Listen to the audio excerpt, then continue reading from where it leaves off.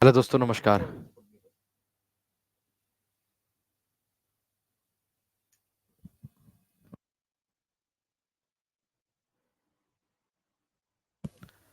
Hello दोस्तों, नमस्कार। मैं ममतेश कुमार आप सभी का स्वागत करता हूं आपके अपने परिवार रोजगार विद अंकित में। कैसे हैं आप सभी मेरे प्यारे साथी? उम्मीद करूंगा आप बहुत अच्छे होंगे, एकदम बेहतरीन होंगे, एकदम लाजवाब, जानदार, शानदार, गजब होंगे। तो सभी मेरे प्यारे साथी जुड़ेंगे अपनी क्लास के साथ और सभी दोस्तों को प्रणाम है, सुप्रभात है, गुड मॉर्निंग है। प्यारे साथी, आज जो हमारा टॉपिक है वो कारक का टॉपिक है। इस कारक के टॉपिक को हम लोग करेंगे एकदम बेहतर और जबरदस्त तरीके से। ठीक है। किसे कहते हैं कारक और क्या होता है कारक, ये सारी बातें जानेंगे। ठीक है भाई।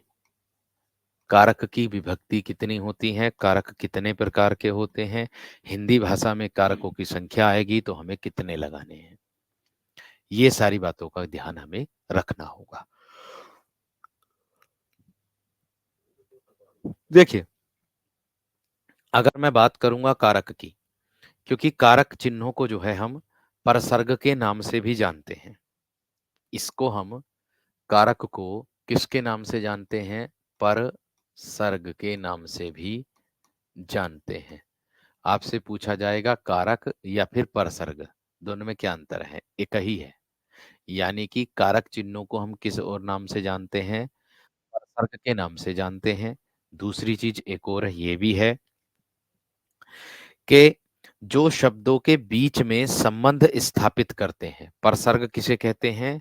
ये शब्दों के बीच में क्या होगा?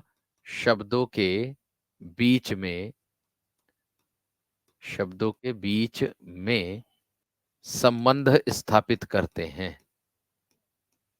संबंध स्थापित, संबंध स्थापित करते हैं। कौन? आपके कारक, मतलब परसर्ग। अब बात आ रही है कारक की परिभाषा क्या होती है, कारक कितने प्रकार के होते हैं, ये बात आ रही है। तो आपको ध्यान में रखना है मेरे दोस्त, आप लोगों का क्या, कि परसर्ग का अर्थ भी होता है, पर का अर्थ बाद में, और सर्ग का अर्थ होता है चलने वाला, ऐसे भी कह सकते हो। वाक्य में जिस शब्द का संबंध क्रिया से होता है, परिभाषा क्या बनेगी आपकी? वाक्य में, वाक्य में जिस शब्द का संबंध, जिस शब्द का संबंध, वाक्य में जिस शब्द का संबंध क्रिया से होता है, क्रिया से, वाक्य में जिस शब्द का संबंध क्रिया से होता है, क्रिया से होता है, उसे कारक कहते हैं, उसे कारक कहते हैं।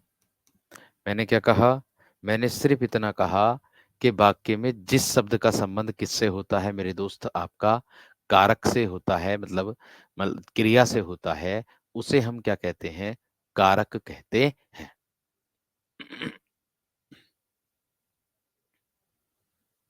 ठीक है। अब देखिएगा कैसे। मैंने कहा यहां पर परसर्ग की बात भी की थी मैंने, कि परसर्ग को दो, मतलब परसर्ग का अर्थ क्या क्या होता है। देखिए, पर का जो अर्थ होता है यहां पर क्या होता है? बाद। और सर्ग का अर्थ होता है चलने वाला, बाद में चलने वाला, चलने वाला, यानी कि बाद में चलने वाला होता है सर्ग, सर्ग बोलते हैं। यानी कि ये विभक्ति चिन्ह होते हैं आप लोगों के जो होते हैं। ये क्या होते हैं आपके? ये विभक्ति चिन्ह होते हैं जो आपके होते हैं, ये ध्यान आपको रखना है। ठीक है।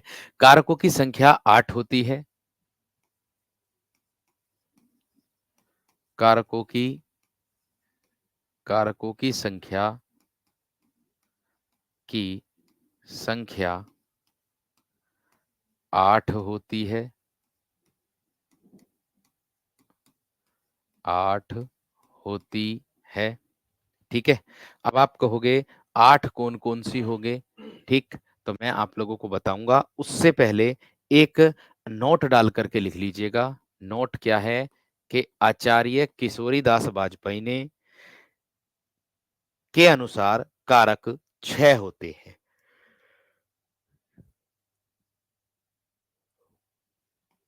नोट डाल के लिखिएगा, आचार्य किशोरीदास वाजपेयी के अनुसार, आचार्य किशोरीदास वाजपेयी के अनुसार कारक 6 होते हैं।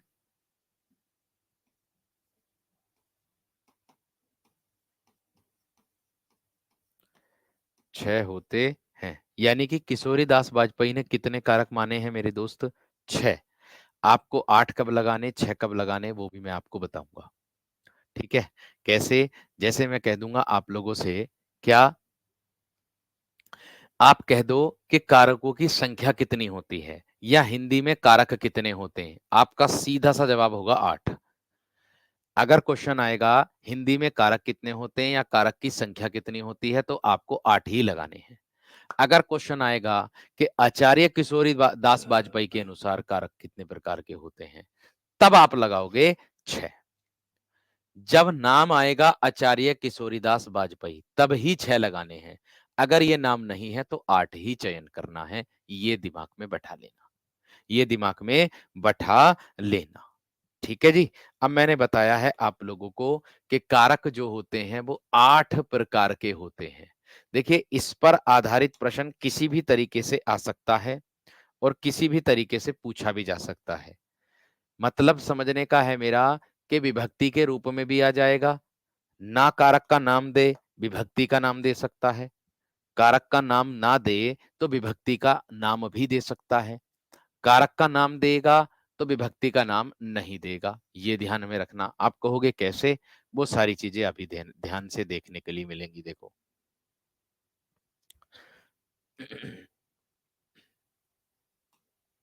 8 प्रकार मैंने बताए हैं आपको। अब 8 प्रकार कौन कौन से हैं वो ध्यान से देखिएगा। 1, 2, 2, 3, 4, 5, 5, 6,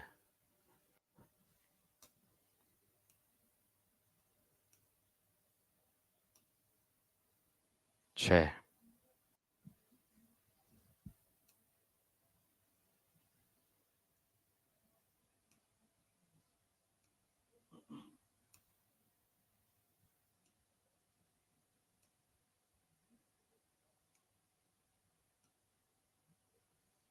ठीक है, कितने हो गए? 3 और 3 6, और एक 7, और एक आ जाएगा आपका 8। ये, और क्रम भी यही होता है कारकों का जो मैं आपके सामने लिखूंगा। क्रम भी मेरे दोस्त यही होता है कारकों का जो मैं आपके सामने लिखूंगा। ठीक है, ये बात का ध्यान रखना। अब एक बात का और ध्यान रखना है। क्या आप कहोगे कि इन्होंने 6 कारक तो माने हैं? 6 कारक क्यों माने हैं इन्होंने? क्योंकि इन्होंने बताया है, क्योंकि इनके अनुसार, इन्होंने, मैं लिख दे रहा हूं, इन्होंने इन्होंने क्या किया है? इन्होंने संबंध और संबोधन,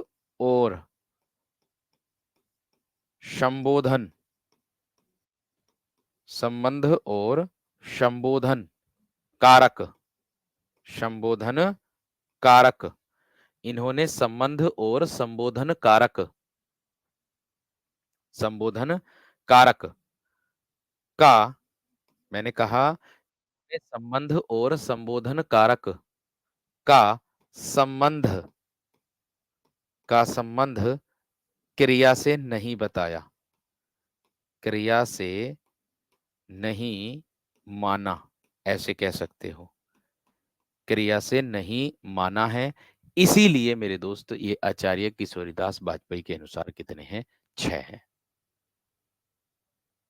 ठीक है भैया? इतनी बात समझ में आ गई सबकी?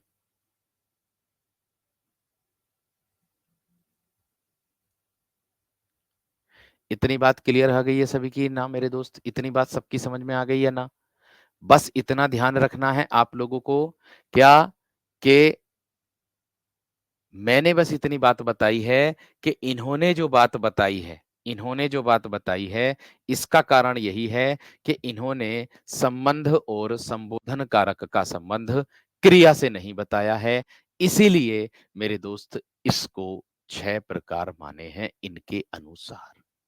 बस इतना ध्यान आपको रखना है। ठीक है? अब देखिएगा ध्यान से। मैंने कहा कारक 8 होते हैं, कौन-कौन से होते हैं? आपके सामने हैं। सबसे पहले आएगा आप लोगों का कर्ता ने। ने क्या होगी? इसकी विभक्ति हो जाएगी। कर्म को कर्ता ने कर्म को ठीक है? करण से या फिर के द्वारा कर देना।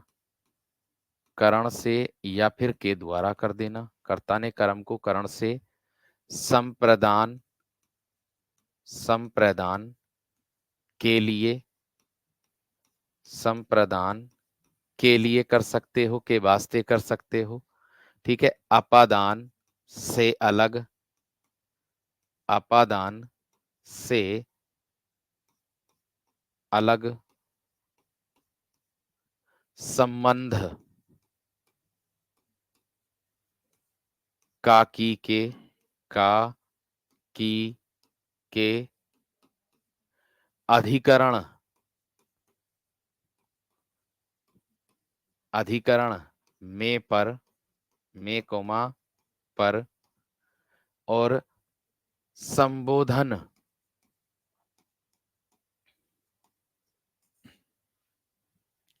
हे ओ अरे अरे ठीक है। इसमें काकी के में रा री रे भी आ जाता है। रा री रे ये भी आ जाता है संबंध में। ध्यान रखना इस बात का। तो ये होते हैं आप लोगों के मेरे दोस्त क्या कारक जिसके होते हैं 8 भेद। ठीक है? मैंने कहा 8 भेद जिसके होते हैं जो आपके सामने हैं। ठीक?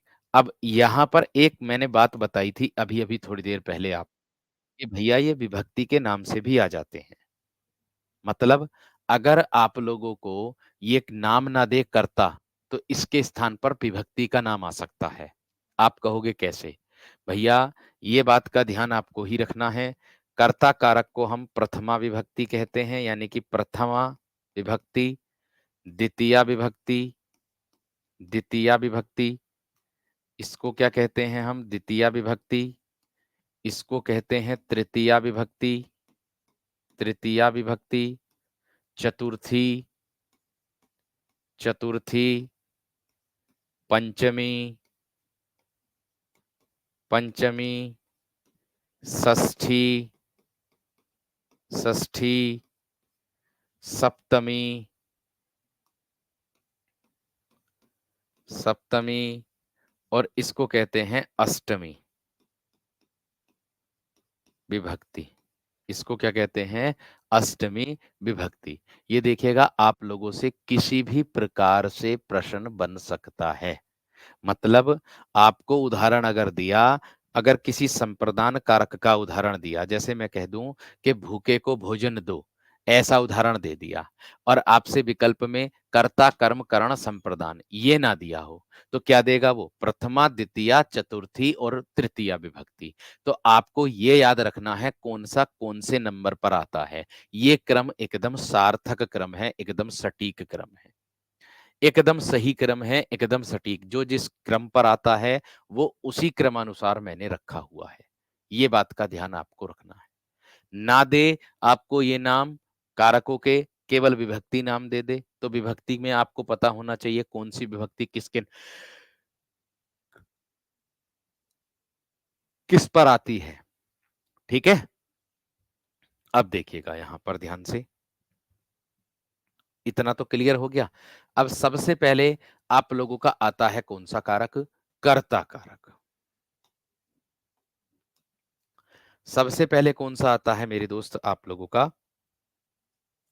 कर्ता कारक। लेकिन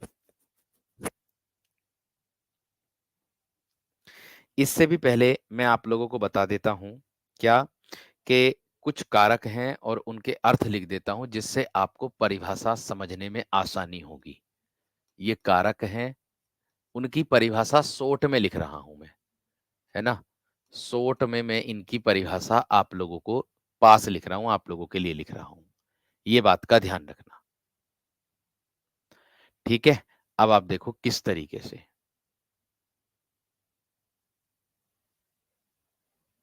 क्वेश्चन में 7 लगाएंगे या 8 लगाएंगे? ओ भैया 7 कहाँ है इसमें? 8 ही तो, ये सामने अष्टमी ना दिखाई दे रही? जब यो अष्टमी तो 8 लगाएंगे। 7 का तो जिक्र भी ना है इसमें। ठीक है? सप्तमी विभक्ति, अष्टमी विभक्ति ऐसे कहते हैं हम उसको। इस तरीके से कहते हैं। ठीक है? ये बात का ध्यान आपको रखना है। आगे देखेंगे। इसके बाद क्या है? ठीक? मैंने कहा आप लोगों से कर्ता, यहां पर दिया है कर्ता, ये हो गया कर्ता। इसको क्या कहते हैं? क्रिया करने वाला या फिर काम करने वाला। क्या बोलेंगे इसको? क्रिया करने वाला या काम करने वाला। काम करने वाला, वो होता है कर्ता कारक। वो क्या होता है? आपका कर्ता कारक होता है। ठीक है? अब देखो कैसे।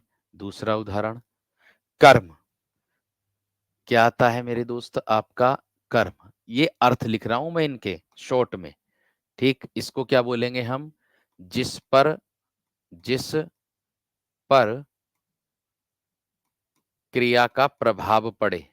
जिस पर क्रिया का प्रभाव पड़े। जिस पर क्रिया का प्रभाव पड़े, वो कर्म कारक होता है। वो क्या होता है? कर्म कारक होता है। आगे देखो, करण। करण, इसका अर्थ क्या होता है?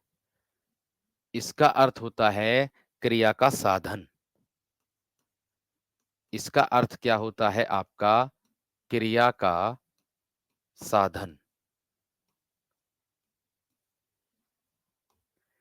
मैंने कहा इसका अर्थ क्या होता है आपका? क्रिया का साधन। आगे, संप्रदान। क्या होगा मेरे दोस्त? संप्रदान, जिसके लिए क्रिया की जाए। जिसके लिए क्रिया की जाए।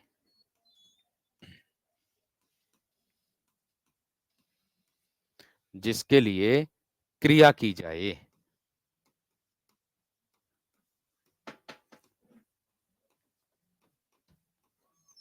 क्रिया की जाए।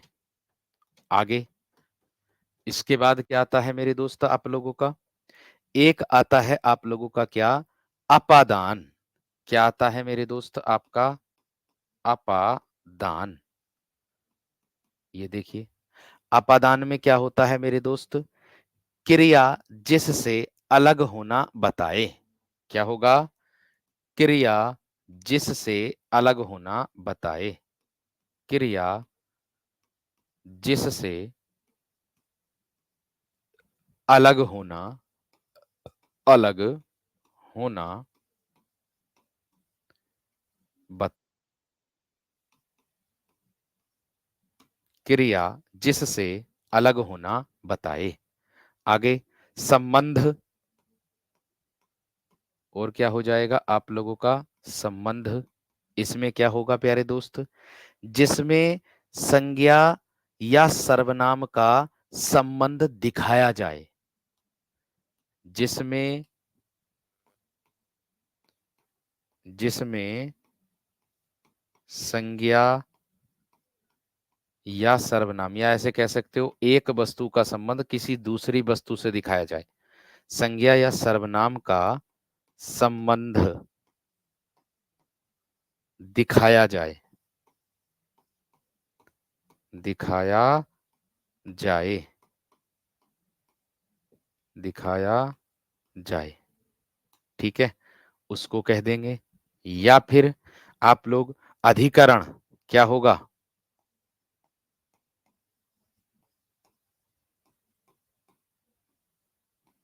क्या होगा? क्रिया के होने का आधार। अधिकरण किसको कहते हैं? अरे एग्जाम्पल भी दूंगा, टेंशन मत लो, ठीक है। मैंने कहा क्रिया के होने का आधार,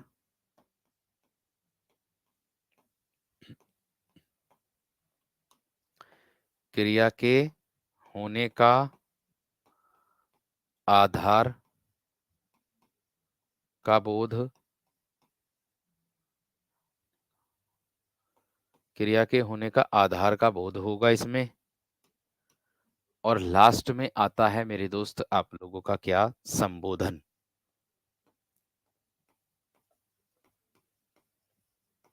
संबोधन क्या बोलेंगे? संज्ञा के द्वारा किसी को संबोधित करना। संज्ञा के द्वारा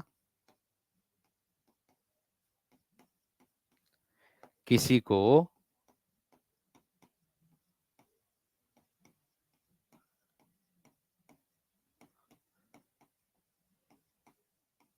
संबोधित करना। आपने सब में एक चीज नोट की। क्या नोट की? मैंने तो नोट की। आपने सब में एक चीज नोट की, वो नोट मैंने की है। यह देखो, मैंने आप लोगों को यहां पर लिखाया था क्या? ये कि किशोरी दास वाजपेयी के अनुसार कारक जो होते हैं वो कितने होते हैं? 6 होते हैं। लेकिन यहां बताया था कि संबंध और संबोधन कारक का संबंध क्रिया से नहीं माना। इन्होंने क्रिया से संबंध और संबोधन कारक का संबंध जो है नहीं माना है, बिल्कुल साफ साफ दिख रहा है। तो आपको मैंने यहां पर भी वही बात दिखाई। देखो, यहां पर भी क्रिया का जिक्र है, कर्ता में भी, कर्म में भी क्रिया का जिक्र है, करण में भी क्रिया का जिक्र है, संप्रदान में भी क्रिया का जिक्र है, अपादान में भी क्रिया का जिक्र है। लेकिन संबंध में मेरे दोस्त क्रिया का कोई जिक्र नहीं है।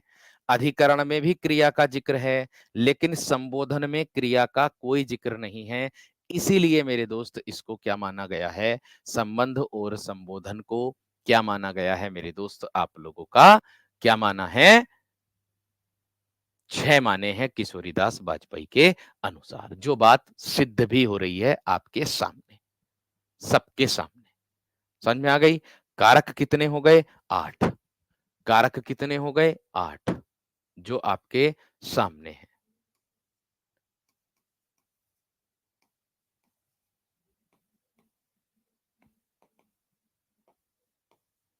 ठीक है जी, समझ में आ गई बात इतनी? एक बार थम्स अप कर दो सब विद्यार्थी। समझ में आ गई है ना? इनका जो संबंध बताया है वो संज्ञा या फिर सर्वनाम से, ऐसे ही इसका संज्ञा किसी को बुलाने या पुकारने के लिए, ओए, यहाँ कोई ये संबोधन कारक नहीं होता क्या? बिल्कुल होता है। इसमें कहने वाली कोई बात ही नहीं है। समझ में आ गई बात? क्लियर हो गई? चलिए, अब देखो आगे। तो फिर 8 क्यों गया? किसके अनुसार? ये नहीं है। 8 में बस सिर्फ इतना ही आएगा कि कारक के कितने भेद होते हैं? 8। और कारकों की संख्या कितनी होती है? 8। जब आ जाए नाम किशोरीदास वाजपेयी तब लगाइयो 6। बाकी कुछ भी परिवर्तन करने की किसी में भी जरूरत अपनी तरफ से नहीं है। ये बात का दिमाग में बोध कर लेना आप सभी। ठीक है, बात समझ में आ गई? अब देखिएगा, सबसे पहले आता है आप लोगों का कौन सा कारक? कर्ता कारक। कर्ता कारक। अब आप कहोगे कर्ता कारक किसे कहते हैं? अब आप कहोगे कर्ता कारक किसे कहते हैं? ये आपका कई परीक्षाओं में इसकी परिभाषा आई है।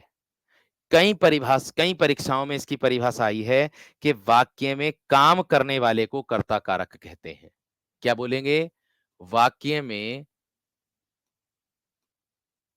काम करने वाले को, काम करने वाले को, वाक्य में काम करने वाले को कर्ता कारक कहते हैं। कर्ता कारक कहते हैं। वाक्य में काम करने वाले को क्या कहते हैं मेरे दोस्त? कारक कहते हैं। ये बात का ध्यान आपको रखना है। ठीक है, अब देखो कैसे। अथवा में दूसरी परिभाषा एक और लिख लो। अथवा दूसरी परिभाषा एक और लिखेंगे, वो होगी वाक्य में क्रिया का फल। क्या होगा? वाक्य में क्रिया का फल स्वयं कर्ता में रहे, स्वयं कर्ता पर पड़ता है, स्वयं कर्ता पर पड़ता है। उसको क्या कहते हैं मेरे दोस्त? हम आपका कर्म कारक, मतलब कहने का है हमारा कि आपका क्या हो जाता है वो मेरे दोस्त? कर्ता कारक के अंतर्गत आ जाता है। इसकी जो विभक्ति होती है वो आप लोगों की ने होती है। कौन सी होती है? ने विभक्ति होती है। आप कहोगे किस तरीके से? उदाहरण आएगा। जैसे मैं कह दूंगा आप लोगों से मेरे दोस्त, क्या कि उदाहरण के तौर पर मैं कह दूंगा सुमित ने सुमित सुमित ने गीत गाया। गीत गाया। किसने गाया भैया गीत? सुमित ने गाया। ये क्या हो गया? इस पर क्रिया का प्रभाव इसमें किस पर पड़ रहा है मेरे दोस्त? आपका वो सुमित पर पड़ रहा है। किस पर पड़ रहा है? सुमित पर पड़ रहा है। या मैं कह दूं आप लोगों से राधा राधा नाचती है। राधा नाचती है। तो भैया यहाँ नाचने का प्रभाव किस पर पड़ रहा है? राधा, जो कि क्या है आप लोगों की? कर्ता। जो कि क्या है मेरे दोस्त? आप लोगों की कर्ता। बात समझ में आ गई? बात क्लियर हो गई? और देखो उदाहरण और भी आ जाते हैं। जैसे मैं कह दूं चंद्रमा चंद्रमा चमक रहा है। चमक रहा है। ये हो जाएगा मेरे दोस्त। चंद्रमा चमक रहा है। वो क्या होगा आप लोगों का हो जाएगा कर्ता कारक। इसमें खुद कर्ता, इसमें ने विभक्ति दोनों में छिपी हुई है, यानी कि ये अप्रत्यक्ष हैं जो आप लोगों को दर्शा रहे हैं। ठीक है, ये क्या है? आप लोगों के अप्रत्यक्ष हैं। ये क्या है मेरे दोस्त? आप लोगों के वो अप्रत्यक्ष हैं। इतना विशेष तरीके से ध्यान में रखना है। इतनी बात समझ में आ गई या ना? मुझे इतना बता दो बस। इतनी बात सबकी समझ में आ गई या ना? है? क्लियर हो गई? और देख लो उदाहरण। मैंने मैंने गेंद खेली। मैंने मैंने गेंद खेली। मैंने गेंद खेली। किस में जाएगा? कर्ता कारक के अंतर्गत आ जाएगा। ठीक है। हाथी झूम रहा है।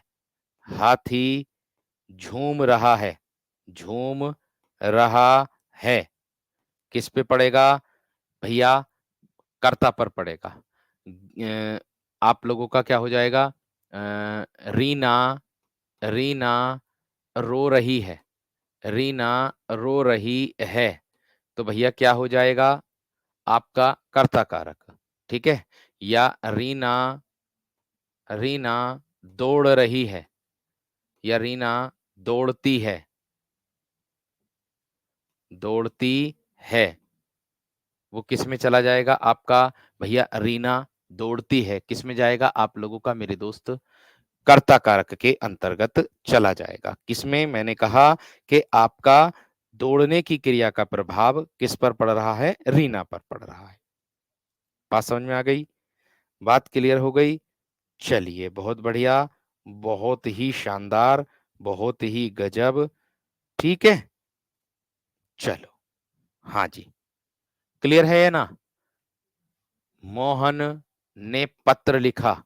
मोहन ने पत्र लिखा। मोहन ने पत्र लिखा किस में चला जाएगा मेरे दोस्त? आपका कर्ता कारक के अंतर्गत। एक बार मुझे थम्स अप करके बता दो कि कर्ता कारक समझ में आया है ना? किसान ने खेत जोता, ऐसे भी कह सकते हो। किसान ने खेत जोता, ऐसे भी कह सकते हो मेरे दोस्त। ठीक है इतनी बात? ठीक है इतनी बात या ना? रवि सो रहा है, बिल्कुल एकदम आ जाएगा। ठीक है, किसान ने खेत जोता।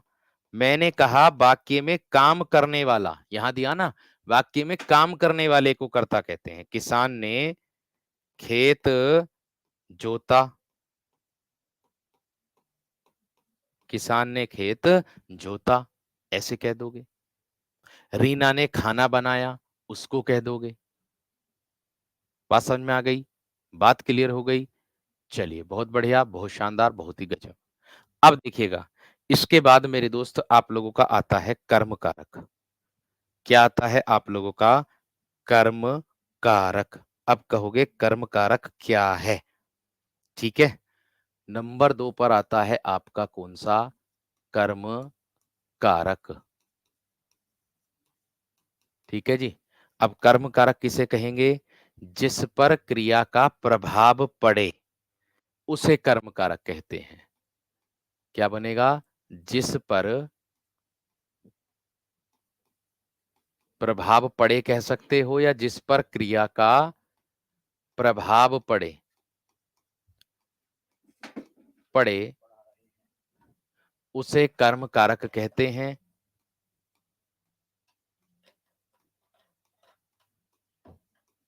उसे कर्म कारक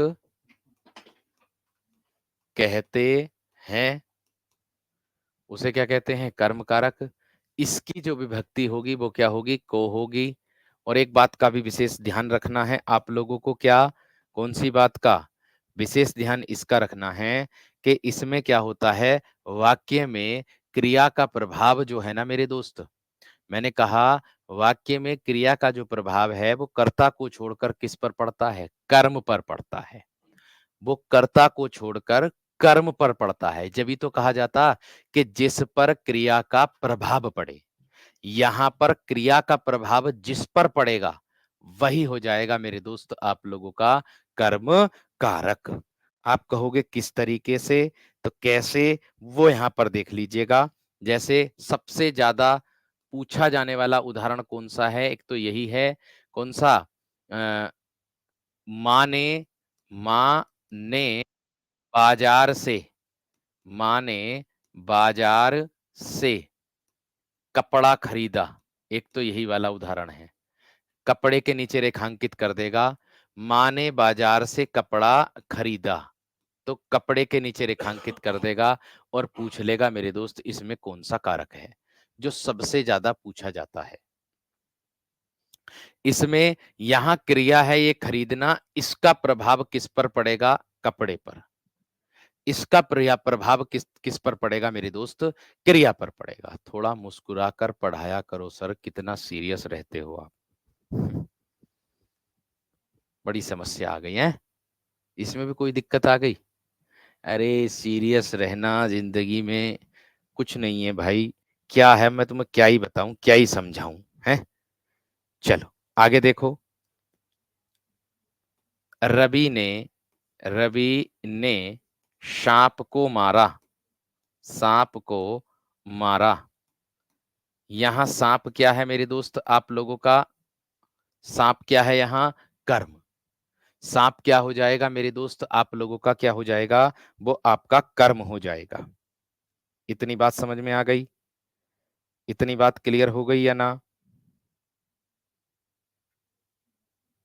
ठीक है, इतनी बात सबकी समझ में आ गई। और देखो उदाहरण, और क्या होगा?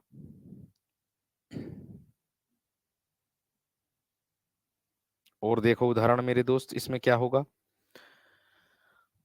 माँ माँ बच्चों को माँ बच्चों को बच्चों को, ये लो, कहानी सुना रही है। माँ बच्चों को कहानी सुना रही है। ऐसे भी कह सकते हो या फिर ऐसे कह सकते हो, माँ बच्चों को सुला रही है। माँ बच्चों को सुला रही है। बात समझ में आ गई? बात क्लियर हो गई? आगे देखो, और देखो उदाहरण और भी इसके अंतर्गत आ जाते हैं। कौन कौन से आ जाएंगे? जैसे मैं कह दूंगा, ममता, ममता गिटार, ममता वीणा लिखो, ममता वीणा, वीणा बजा रही है, बजा रही है। तो वो क्या बजाने का काम कर रही है? वीणा। वीणा जो है वो मेरे दोस्त कर्म है। वीणा जो है वो क्या है मेरे दोस्त? कर्म है। इतनी बात समझ में आ गई? इतनी बात क्लियर हो गई है? आगे देखो, एक उदाहरण सबसे ज्यादा आया हुआ है आप लोगों का। उदाहरण आया हुआ कौन सा? एक उदाहरण और आया हुआ है आप लोगों का, कौन सा है ये देखो। मैं कह दूंगा कौन सा? लोगों ने शोरगुल करके डाकुओं को भगाया। मैं कहूंगा क्या? लोगों ने, क्या होगा? लोगों ने शोरगुल करके, लोगों ने शोरगुल करके, करके डाकुओं को भगाया। डाकुओं को, डाकुओं को भगाया। मैंने क्या कहा? लोगों ने शोरगुल करके डाकुओं को भगाया। इसमें भगाना हमारी क्रिया है ये। इसका प्रभाव किस पर पड़ेगा? डाकू पर पड़ेगा। कौन भागेंगे? शोरगुल होगा तो भैया डाकू ही तो भागेंगे। इसी तरीके से मेरे दोस्त क्रिया का प्रभाव पड़ेगा। जिसमें क्रिया का प्रभाव पड़े उसको दर्शाना है। जिसमें क्रिया का प्रभाव पड़े उसको दर्शाना है। ठीक है? इतनी बात समझ में आ गई? इतनी बात क्लियर हो गई? ठीक है, आगे देखो।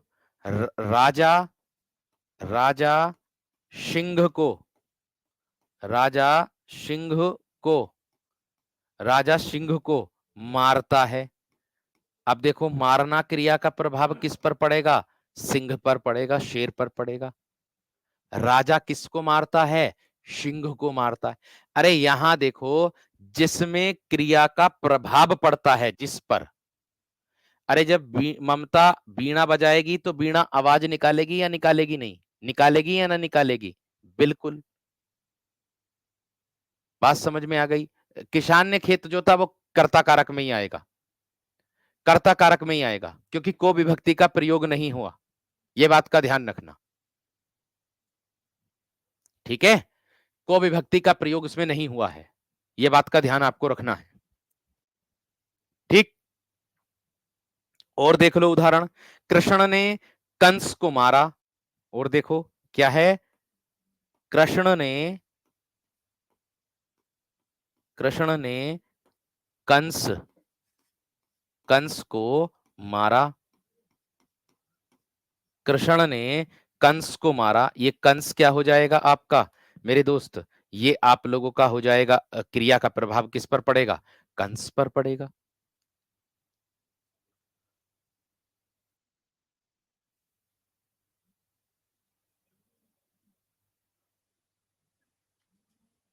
ठीक है, बात समझ में आ गई? अब और देख लो उदाहरण। जैसे मैं कह दूं, ममतेश सर ने, ममतेश सर ने, ममतेश सर ने हिंदी, हिंदी, ममतेश सर ने हिंदी को समझाया, हिंदी को समझाया। या ममतेश सर ने हिंदी को पढ़ाया, पढ़ाया लिख दो चाहे, पढ़ाया, या फिर लिख दो बच्चों को समझाया। ऐसे कर सकते हो। ठीक। एक उदाहरण जो आपका यूपीएसआई में आए हुए हैं, मजदूर को मजदूरी दीजिए, ये वाला। मजदूर को मजदूरी मजदूरी दीजिए। ये उदाहरण आपके यूपीएसआई में आए हुए हैं, ध्यान रखना, कर्म कारक के अंतर्गत आएंगे ये। मजदूर को मजदूरी दीजिए, ये मेरे दोस्त एक कर्म है। जैसे एक विद्यार्थी ने लिखा है, राम ने सांप को मारा, इसमें कर्ता कारक है। अच्छा, कर्ता कारक कैसे हो जाएगा भाई? माँ ने बाजार से कपड़ा खरीदा, इसमें को भी आया तो नहीं है सर, कर्म कारक कैसे हो जाएगा? क्योंकि इसमें क्रिया का जो प्रभाव है ये रहा, खरीदना क्रिया का प्रभाव हमारा कपड़े पर पड़ा है। खरीदना क्रिया का जो प्रभाव है वो हमारा कपड़े पर पड़ा है, इसलिए कर्म कारक है। ड्राइवर ने ट्रक को चलाया, ट्रक क्या किसको चलाया? ट्रक को चलाया। बात समझ में आ गई? बात क्लियर हो गई एकदम बेहतर जबरदस्त तरीके से, है ना? और देख लो और भी उदाहरण, जैसे मैं कह दूं पुलिस ने चोर को पकड़ा, लिख लो ये भी। पुलिस ने चोर को पकड़ा। अब देखिए यहां पकड़ना क्या है? क्रिया। इसका प्रभाव किस पर पड़ेगा? चोर पर। इसका प्रभाव किस पर पड़ेगा? चोर पर पड़ेगा। अब मजदूरी दे रहे हैं हम किसको? मजदूर को। सीधी सी बात है, जब उसने काम किया जब भी तो मजदूरी दे रहे हैं। बिना काम किए किसी को मजदूरी दे दोगे क्या आप? नहीं दे सकते।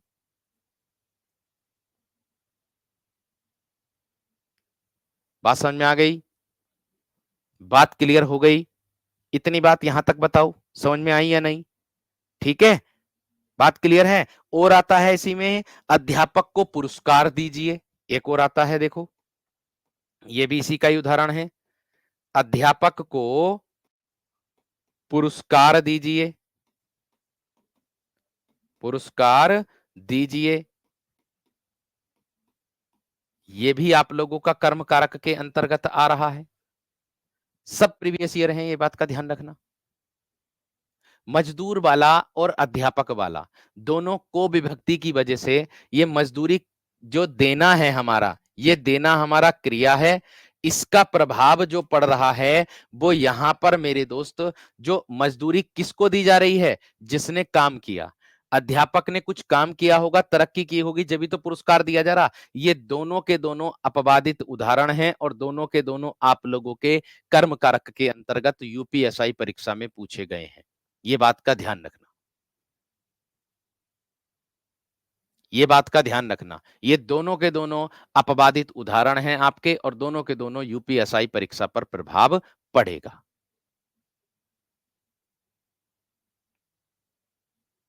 ठीक है, ये ध्यान रखना। ठीक है, राधा नाच रही है, वहां पर राधा का नाचने का प्रभाव राधा पर ही पड़ेगा, क्योंकि नाचना हमारी क्रिया है। उस क्रिया में जो क्रिया का प्रभाव पड़ेगा, नाचते नाचते थकेंगे ना क्या, तो उसका प्रभाव किस पर पड़ेगा? खुद कर्ता पर पड़ेगा, खुद कर्ता पर पड़ेगा। इतनी सी बात है। बात समझ में आ गई? बात क्लियर हो गई? ठीक। अब देखिएगा कुछ उदाहरण इसमें अपवादित आते हैं कर्म कारक के अंतर्गत। जो अपवाद में कौन कौन से आते हैं वो मैं बता देता हूं। ठीक है, अपवाद में कुछ उदाहरण ऐसे होते हैं मेरे दोस्त, जो मैंने दो तो भी बता ही दिए हैं।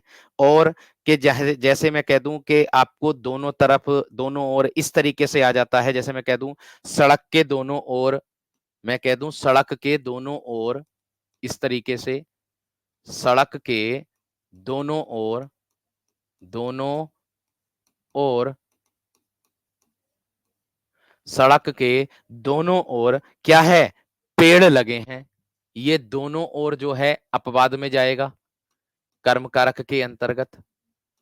सड़क के दोनों ओर पेड़ लगे हैं, ये अपवादित है, ध्यान रखना, इसी में आएगा आप लोगों का। बात समझ में आ गई? और देख लो दूसरा उदाहरण क्या है? क्या है दूसरा उदाहरण?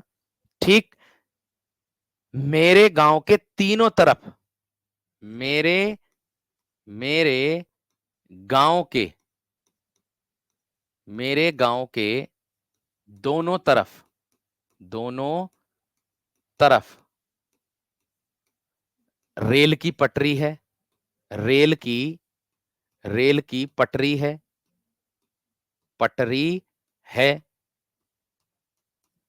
ठीक है, देखो अंतर कैसे जानते हैं, जैसे मैं कह दूं रमेश ने, देखो कर्ता और कर्म में अंतर देखो। रमेश ने पत्र लिखा, रमेश ने पत्र लिखा, यहां पर अब लिखना क्रिया का प्रभाव जो पड़ेगा वो रमेश पर पड़ेगा। ठीक है जी। अगर हमें पत्र पर प्रभाव डालना तो कैसे डालेंगे, रमेश ने पत्र को लिखा, रमेश ने पत्र को लिखा, पत्र को लिखा। तो भैया अब इसमें क्रिया का प्रभाव पत्र पर पड़ रहा है। क्यों? क्योंकि को विभक्ति के आधार पर, को विभक्ति के आधार पर, यह बात का ध्यान रखना। इसकी वजह से इस बात का ध्यान रखना आप सभी क्रिया में। और जो आप लोगों का आता है ये दिशा की बात जब आती है तो वो कर्म के अपवाद होते हैं, ये बात का ध्यान रखना।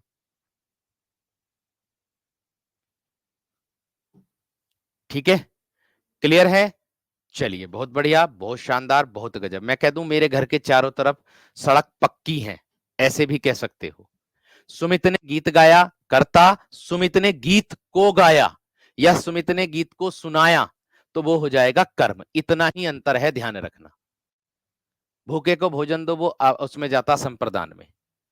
ठीक है, वो संप्रदान में जाता, वो अपवादित क्वेश्चन है, वो बहुत पहले से चला हुआ आ रहा, भूखे को भोजन दो। ठीक है ना, ये बात का ध्यान रखना। ठीक, चलिए बहुत बढ़िया, बहुत शानदार। मिलते हैं अब आगे, यहां से आगे की कक्षा कल करते हैं मेरे दोस्त, है ना। और एग्जाम अभी मेरे दोस्त अभी दूर दूर तक, मतलब कोई पॉजिटिव सूचना नहीं है, जब आएगी आपको बता दिया जाएगा। ठीक है, नमस्कार, धन्यवाद।